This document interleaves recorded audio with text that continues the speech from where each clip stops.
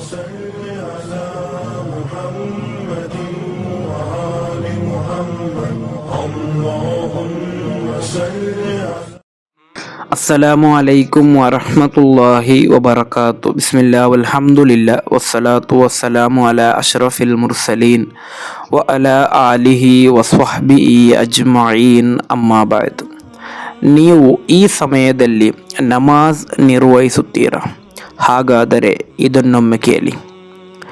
ಇಮಾಮ್ ಬುಖಾರಿ ರಲಿಯಲ್ಲಾಹು ಅನ್ಹು ರವರು ವರದಿ ಮಾಡಿದಂತಹ ಹದೀಸ್ ಅಬೂ ಸঈದ್ ಅಲ್ ಖುದ್ರಿ ರಲಿಯಲ್ಲಾಹು ಅನ್ಹು ರವರಿಂದ ನಿವೇದನೆ.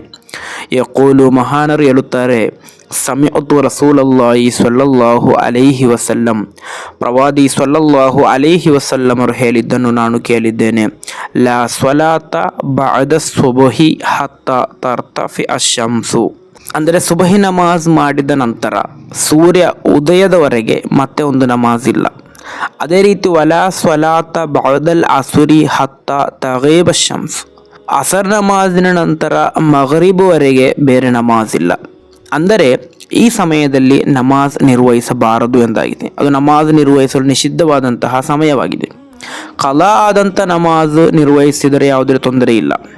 ಅದಲ್ಲದೆ ಸುನ್ನತ್ ನಮಾಜ್ಗಳು ಆ ಸಮಯದಲ್ಲಿ ನಿರ್ವಹಿಸಬಾರದು ಎಂದಾಗಿದೆ. ಒಂದು ಸುಬಹಿ ನಮಾಜ್ ನಿರ್ವಹಿಸಿದ ನಂತರ ಸೂರ್ಯ ಉದಯದವರೆಗೆ ಇರುವಂತಹ ಆ ಸಮಯ, ಮತ್ತೊಂದು ಅಸರ್ ನಮಾಜಿನ ನಂತರ ಮಗರಿಬ್ವರೆ ಇರುವಂತಹ ಆ ಸಮಯ.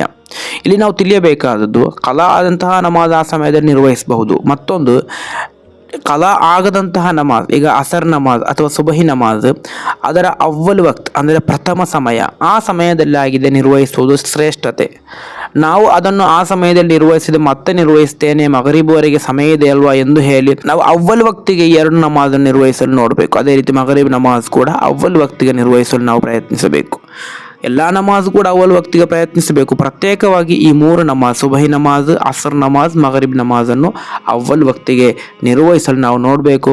ಅಲ್ಲಾಹ್ ನಮಗೆ ತೌಫೀಕ್ ನೀಡಿ ಅನುಗ್ರಹಿಸಲಿ. 5 ವಕ್ತ ನಮಾಜ್ ಜೀವನದಲ್ಲಿ ಕಲಾ ಇಲ್ಲದೆ ನಿರ್ವಹಿಸಲು ತೌಫೀಕ್ ನೀಡಿ ಅನುಗ್ರಹಿಸಲಿ. ಅಸ್ಸಲಾಮು ಅಲೈಕುಂ ವರಹಮತುಲ್ಲಾಹಿ ವಬರಕಾತು.